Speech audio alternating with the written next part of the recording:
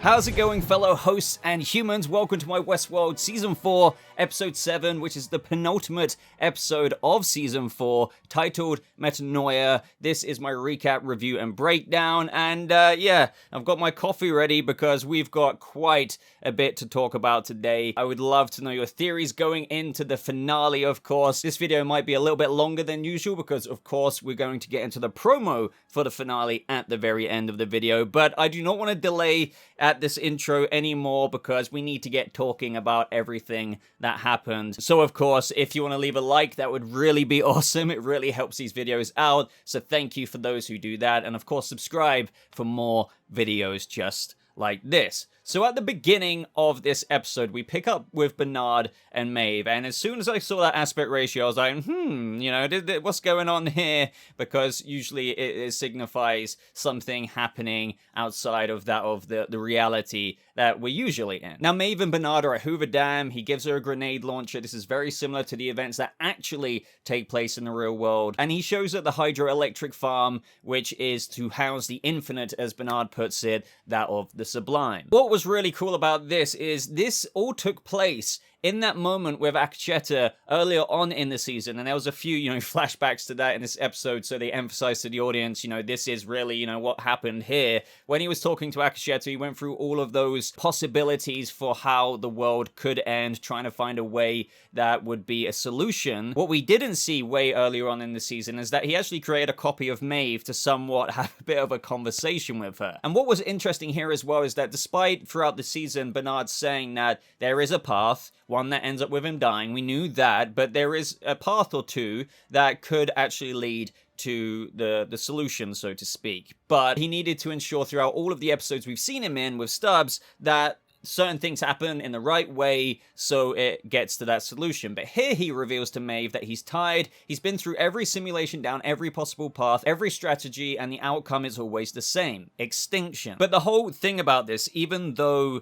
things are doomed in every scenario and outcome he's possibly perceived, he asks Maeve, but isn't it more important to stay and fight, even to try, even if we are doomed to failure? Which is more or less exactly what they are doing in the real world, because then it cuts back to Akcheta. We see them looking out the window, the destruction of this city, which kind of does end up happening with good old Host in Black, but more on that a little bit later. And so they get out the car in real life. This is, going more or less exactly to how Bernard saw it in the prediction way earlier on in the season with Akcheta in the Sublime, but with a few subtle differences. Bernard here pockets a pistol. He gives her the grenade launcher again and all of that, but what he does this time is he hides the pistol behind the pipe. Now, I do have a few theories about that, but I'm going to save that talk for the promo stuff because I think there's a few things we can put together from that of the promo, but not only that, from that of the main trailer. But I know how many of you do not want any kind of glimpse or insight if there is any clues we can get for the next episode. So feel free to leave me your theories as to what Bernard was doing when he was, hiding that pistol behind the pipe there. And so this is where we pick up with Christina, and there's quite a bit to say here, quite a few of your theories from what I remember reading in the comments. Some of you may have been very on the ball with what was revealed a little bit later on. She's still really coming to terms with the fact that a version of her would do this. She says, I still can't believe I would do this. I don't really have it in me. And that's when Teddy goes on to explain how there's many different sides to Dolores. She may have started out as a singular being, but there have been copies, permutations, and Dolores is one of those permutations, of course. So Christina is I don't know who I am anymore. She goes into the bath and somewhat tries to, I guess, somewhat drown herself, and this kind of has a little bit of a baptism-y kind of symbolism to it, because she gets out, so to speak. She sits up, and it's like a little bit of an awakening is happening in this moment. One thing I found fascinating is when Christina was asking questions to Teddy just before this, is that, can we be hurt? Can we die? And he says, if it comes to that,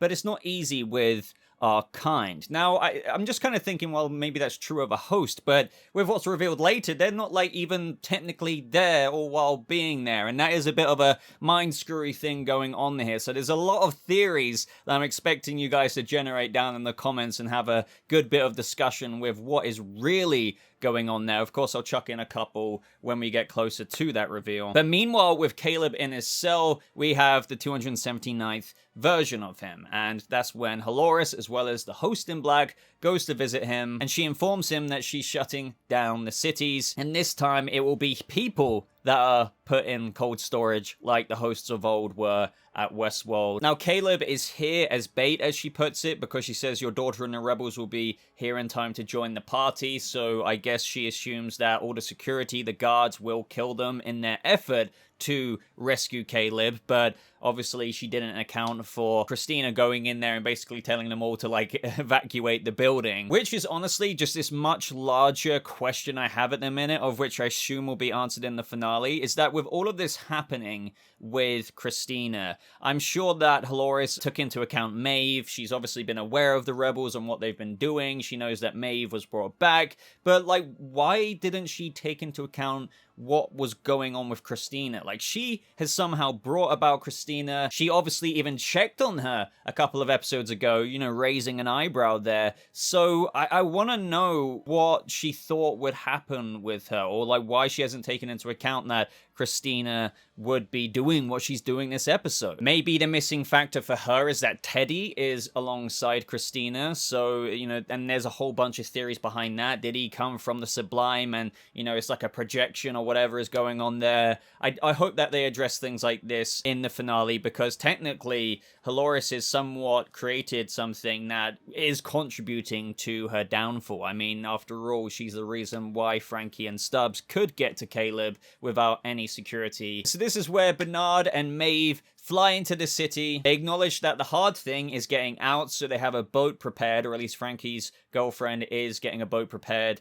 to leave at Red Hook. So I am wondering if at the end of this, like, who is going to get on that boat? Will it be Caleb and Frankie? Especially with all the people who seemingly died at the end, you know, Bernard, Maeve, and Halores, even though I think that's definitely not the end of Halores. But the bigger question is, maybe Frankie and Caleb make it out, but it's like, what we don't know, even though Halores can create a much more permanent body for Caleb, has she done that? Because the previous versions have a very small lifespan. So it would really suck for Frankie and Caleb to maybe, like, boat away from the city at the end of all of this in the finale, and for his organs or host organs or whatever it is to shut down. Bottom line, I think that boat will come in handy for someone, or, you know, as the host in black says, the cockroaches that remain, even though that's a reference to the survival of the fittest people in the city. But, you know, people are going to make use of that boat, but I'm just wondering what the end game is there. I did love the interaction between Stubbs and Bernard when he called him a good friend and how they hugged. He knows there's something that he isn't telling him, and he basically asks if he's not going to make it, and Bernard basically, like, shakes his head a little bit,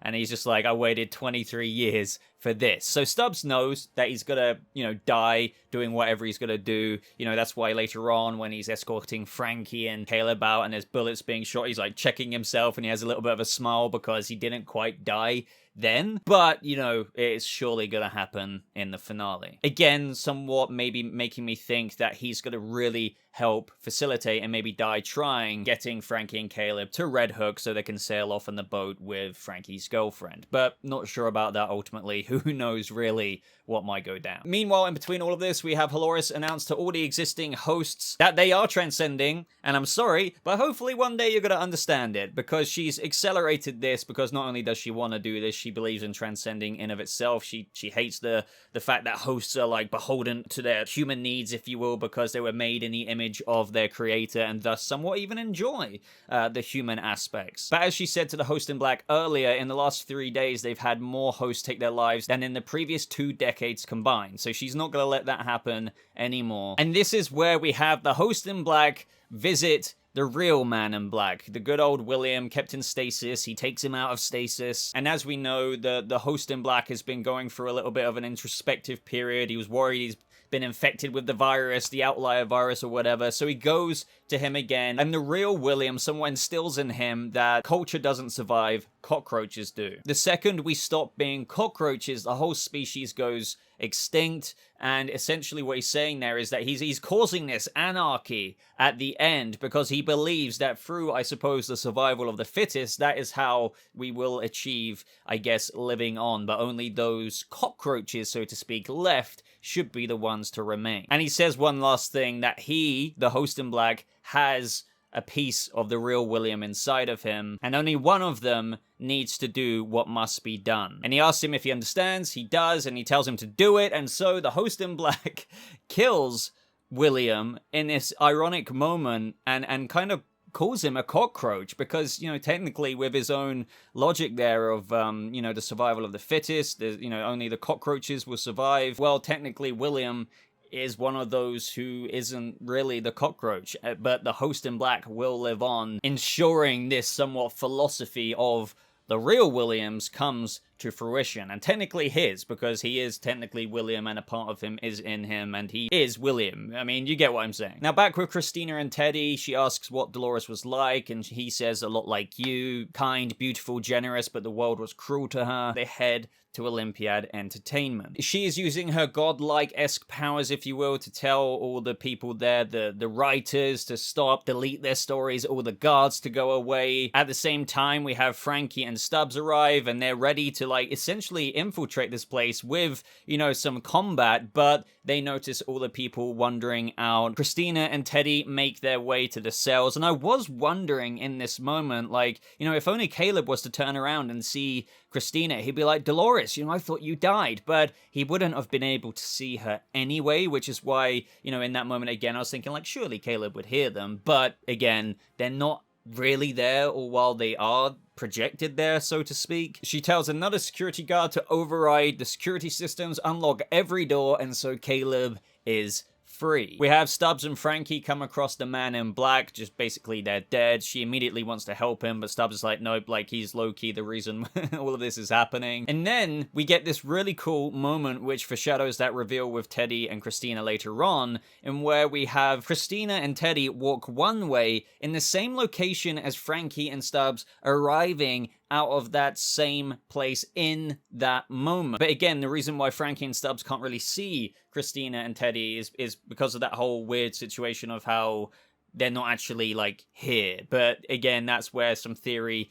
crafting will get involved as to the actual true explanation behind that. And so we have Frankie and Stubbs go into the room of where, Stubbs is just like, we had a room like this in the park, a special experiment, where they made a human into a host, and that is where we have Caleb pin Frankie up against the wall. Stubbs is locked in the cell, even though the doors are meant to be open, so I don't know how he can't get out of that, but not a big deal. This was an incredibly emotional moment because, we had Frankie being like, what did they do to you? She's already probably putting together the fact that because Stubbs said this was a similar place to where they made humans into hosts, she's probably thinking, well, since you look no different, just the way I remember you, what have they done to you? You guys know how much I love Aaron Paul, so his acting of, no, it's just another one of her effing tricks and stuff like that. The motion is just on point. Very moving moment. So yeah, again though, I'm just thinking, is his body going to last though? And if it does, I don't know why Dolores would create a more permanent body when all of the other ones previously had a limited lifespan. Meanwhile, we have Bernard and Maeve make their way to the tower. This is where we get the next main moment, where she can kind of tell through saying, what's the matter, Bernie? And he says, Maeve, I need to tell you something. I was afraid to tell you before, but you deserve to know. And there's probably been different outcomes to this very moment that he's seen, which is why he's still a little bit apprehensive about this. He says, no matter what we do, we can't win. There's no way to save this world. Everyone here is going to die. But we can save one tiny part of it, and maybe, just maybe, that's enough to give us hope. He then poses the question to her, saying the choice has to be yours. Will you still fight with me? And Maeve somewhat thinks, a little bit devastated because she realizes what he's saying, we're basically all gonna die, I'm not gonna be with my daughter maybe. And she kind of does a little sideways smile and just walks on, being the kind of best version of Maeve. Despite, not getting what she's always wanted, she's still gotta fight for the hope. Despite everything going to crap, Bernard did say that they can save one tiny part of it. And I'm wondering what that one tiny part of it is. One could easily just say the Sublime, but then again, that's just saving hosts and their afterlife, so to speak. What about the humans? So that does infer that there is also one tiny part of the real world as well that they can save as well, just as Bernard says. And thus that place being the hope for the new beginning of the new world, whilst also acknowledging that the current world as they know it is pretty much doomed. But there is a little bit of hope for something to remain. Now in this moment we have Halloris looking at a little bit of security footage of a host getting their transcendence, so to speak. The host dumps it in a little weird freaking futuristic robot without any arms, and I do like the kind of symbolism of that. Whatever this new version of a host is, so to speak, after you've transcended, it's like, as what Halloris is saying with, you know, these pathetic humans in their bodies and everything like that. It has no arms, and I was thinking to myself, why doesn't it have arms? But I think it's meant to signify that whatever they've become, they don't need things like hands and fingers to interact. It's meant to show that they've become something else entirely, where they do not rely on the simple human. It's an obvious kind of thing, but I just thought that was a cool attention to detail there of this concept of transcending. And also we got something new for once. Once the host control unit was placed in this transcended version of this futuristic-y robot thing, it started moving. We saw the legs move, and I was like, oh damn, so are they meant to just walk around like that? Like, I still want to understand truly what happens when you've transcended, and maybe we'll get a more firm answer on what that reality and life is like for a host after they're walking around in this little frickin' robot thing without arms. And so Halloris goes to the Transcendence place, and she says she's ready, but Maeve goes to interrupt the process. She also details to Maeve in this moment that the host she's ordering to transcend will come to understand in time, and the others. And what she means by the others is those in the Sublime, interestingly. She says, why do you think I let the Sublime continue to run all these years? The others will join us eventually. Now, that's interesting, because I was just thinking in my head, whatever this form is with the armless robots that can walk around once hosts have transcended, surely that's not as cool as ruling your own worlds in this kind of like uploaded server link in an afterlife that Akacheta and everyone else is transcended in their own way into. Like, is that really not as good as whatever Halloris has come up with? She thinks that they're going to come from ruling their own worlds in this, you know, sublime afterlife to become a little frickin' moving... I don't know. We still need to know exactly what Halloris's transcendence thing is and what that entails. But apparently, she thinks it's better that they're going to leave the Sublime and join her in a little frickin' penguin situation going on there. And this is where they begin to fight. Meanwhile, Bernard makes it up the tower. I love the power kicks in this fight, by the way, just showing the true strength behind that of what a host body can do. And this is where a major moment happens. Halloris says, do you honestly think you can leave here and win? And Maeve replies saying, who said we came here to win? We came here to survive. There's no saving this world. I see that now, but there's hope for the next one. Again, just somewhat showing that despite how upset she is about the daughter thing, she rather continue on in this mission to ensure some kind of survival for whatever comes next. And the man in black, or should I say the host in black, comes from behind her, shoots her in the head, and that does infer that her Pearl, her host control unit, has been obliterated. But there are some theories with regards to how technically maybe the copy of Maeve that Bernard was talking to from the Sublime could somehow come out, but even then, that would still infer that a new host body would need to be printed, a new Pearl would need to be made from the copy that Bernard made in the Sublime, and yes, sure, they could use a machine, but it just doesn't seem that logistically easy to achieve. So is this really Maeve's end? Something tells me that it isn't, but either way, the way they're presenting it to us is that, yeah, host control unit, gone. And lo and behold, this is where the host in black says, this time we play the game my way. And she's like, what game is that? Survival of the fittest. And then host control unit gone for Halloris as well. But again, with regards to Halloris, I definitely don't think this is the end. I think she has a backup plan. She probably has backup copies of her host control unit that would be automatically printed into a new body or something like that. I definitely don't think this is the end for Halloris. Now, the next major moment then picks up with Bernard in the tower, and we pick up with him in mid-sentence. So we've got some more context of that recording, but the part that we got to hear in this episode is that there's only time for one more game. If you choose to give her that choice, you can't miss. Reach with your left hand. Now, who is that message for? We'll talk about that in a little bit, especially with regards to the promo. That's when the host in black arrives. He shoots Bernard a couple of times after talking about a previous version of me used to seek you so much in this ultimate pursuit of truth and whatnot, as per what we've seen in the previous seasons.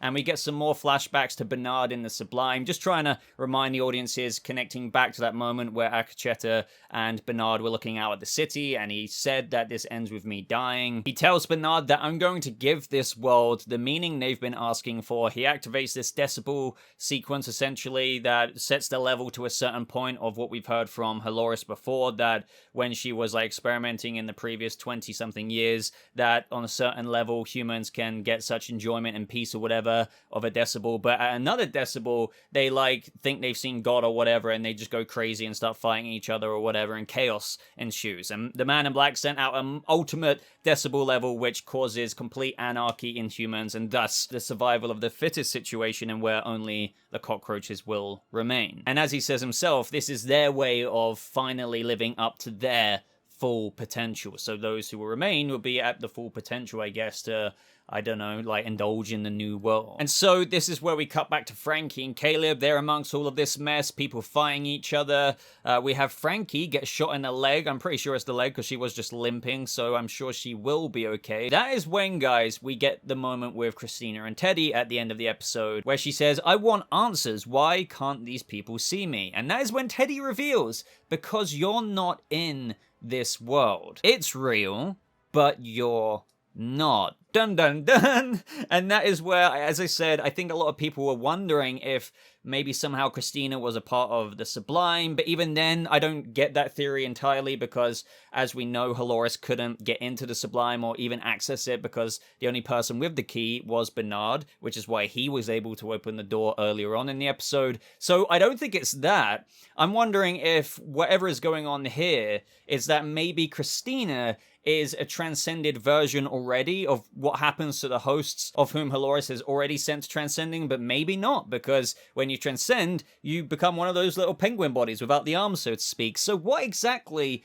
did Halloris create in this new Christina, this godlike Christina? Is it just kind of like this artificial intelligence version of a host that is linked to this network that other people can see? For example, how Halloris could see her still when they met up for lunch that day a couple of episodes back? I don't know. It's still not definitively clear what Christina is. And then you have to link in Teddy. How does Teddy come into this? I'm sure that Halloris didn't create Teddy. She even asked if anyone had been talking to her, meaning that she was wondering if anyone else had. So that's probably where you can come up with a theory maybe as to how Bernard has somehow brought Teddy about to interact with the Christina version of Dolores. But then that infers back to the Sublime, so it's still very ambiguous as to what is going on here, even though we've had it confirmed that a lot of people were right with their speculations of how Christina technically isn't real, even though she is, but she's not in the real world like a real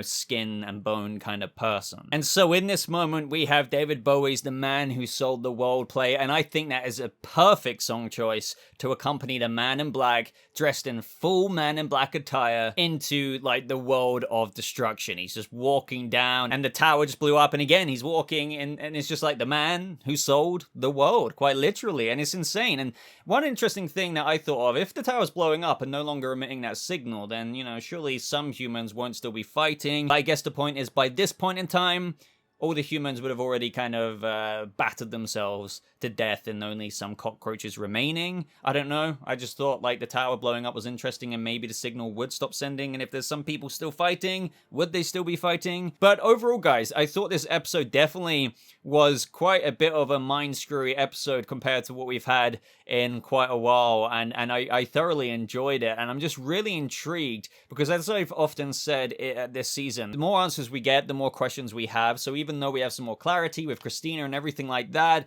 or some answers that there is a bit that can be saved about the world, what exactly are the answers to that? I don't think we know definitively, and people like Maeve, Bernard, are they really dead? Or maybe that host control unit of them is dead, but these copies that were made in the Sublime, could they be regenerated out of that? So just before we get onto the promo, guys, for those of you who aren't going to watch that part of this video, let me know what you thought of this episode. Let me know your own ideas and theories going into the finale. Did things match up to the penultimate episode the way you thought they would? episode. Looking forward to read your thoughts down in the comments, guys. But let's now get onto the promo for the finale of Westworld Season 4. And initially what we hear is Christina saying that this whole thing seems like a bad dream. And we see Teddy and Christina wandering throughout the city with many dead bodies, kind of inferring that by the time the tower blew up, maybe a lot of people had already died. And at the same time as well, we see the man in black wandering throughout the city with many dead bodies, and also fighting in various other scenes. Now, this is what I meant by Dolores, for those of you who are still watching at this point. We see her body getting recovered by a drone host. So there is evidently a backup plan there. I definitely don't think Dolores would have been stupid enough to have not had some kind of backup plan, but more on that in a minute.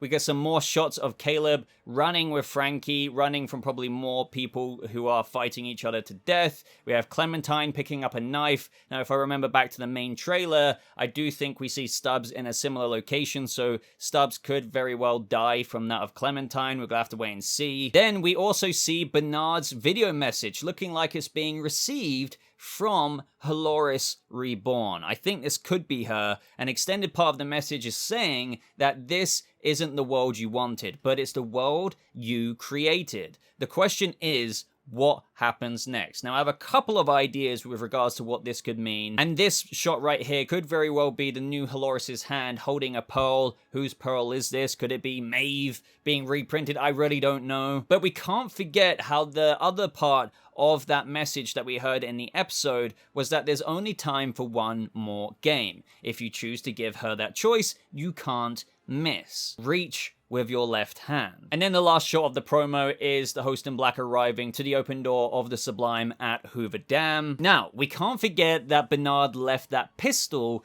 at Hoover Dam behind that pipe, and I'm wondering if Hale changes her mind completely and is fighting the host in black in the main trailer when we see her shooting possibly the same pistol that Bernard hid. Maybe this could be aimed at the man in black. But does anyone think that a part of that video message that Bernard was recording, does anyone think that the unexpected might very well be Dolores saving the day? I know this is out there, trust me, and going back on the decisions to try and salvage the new beginning of the new world, really. I mean, I somehow doubt it, but we do see of what I think is Dolores' hand looking at that video message. Also, the video message's lines just seeming like this isn't the world you wanted, but it's the world you've created. So I'm assuming he's leaving that for her because he's seen one of the possibilities ending with, even though she gets shot, she gets reprinted. So he left this message for the new version of her that would get made from that drone host recovering her body. The choice could be referencing something like, you know, I'm sure many people are thinking of maybe Teddy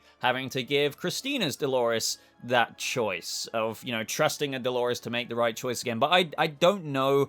Just judging by what the promo shows us, it does seemingly show Dolores being reprinted. Looking at the video message, maybe that, look, you need to come to terms that this isn't the world you wanted, but it's the world you created. The question is what happens next. We see in the main trailer Dolores at Hoover Dam, where the Valley Beyond opening is. We see that the man in black arrives there, so he probably wants to foil Dolores' plans. Maybe Dolores does try to ensure something because ultimately deep down, a part of her is basically Dolores. So, I don't know, there's still some ambiguity there, and I'm looking forward to see how it all ends. So let me know your thoughts on the extended clues that we've got in this promo. Any ideas you have, I can't wait to read them. But until then, guys, would appreciate a like on this video if you got this far. Of course, subscribe so you don't miss out on the finale video and future videos, of course. But thank you so much for watching. I hope you all have a lovely rest of your day, and I'll see you fellow hosts and humans in the next video. Goodbye.